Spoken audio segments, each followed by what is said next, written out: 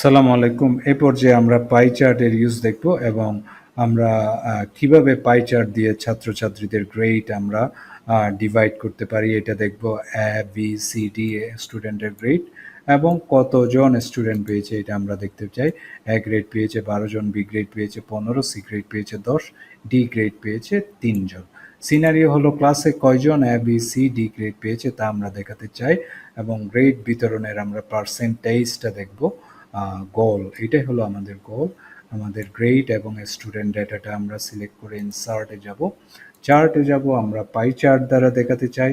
এখান থেকে clearly visible যে সবচেয়ে বেশি স্টুডেন্ট বি পেয়েছে, যেখানে 15 জন বি পেয়েছে, ঠিক আছে।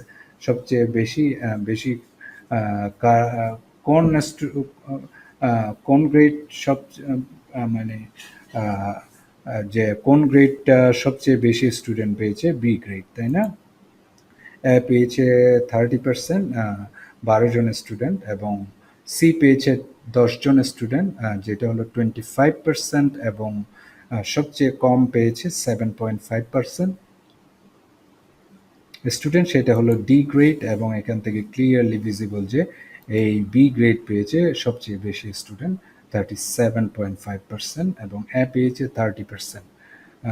সো এখানে স্টুডেন্টের এই ডাটাটা আপনি চাইলে বিভিন্ন বিভিন্ন জায়গায় মুভ করাতে পারেন, ঠিক আছে। এই যে এখানে এইটা দিয়ে আমি সেন্টারে চাইলে সেন্টারে নিতে পারি, এবং এই ডাটাগুলো মুভেবল, আপনি চাইলে এই ডাটাগুলো মুভ করতে পারবেন বা চেঞ্জ করতে পারবেন। আশা করছি বুঝতে পেরেছেন। নেক্সট ভিডিওতে দেখা হবে ইনশাআল্লাহ। আসসালামু আলাইকুম।